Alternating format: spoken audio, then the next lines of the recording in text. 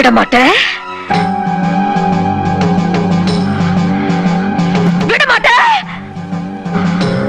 அப்ப நீ என்ன இங்கிருந்து எங்கேயும் போக விட மாட்ட?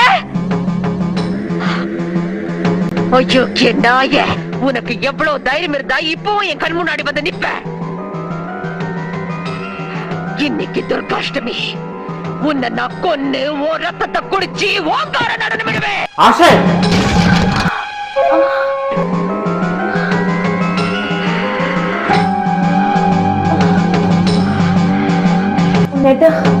ഞാനിപ്പോ എന്താ പറഞ്ഞേ? ഞാൻ എന്താ പറഞ്ഞേ?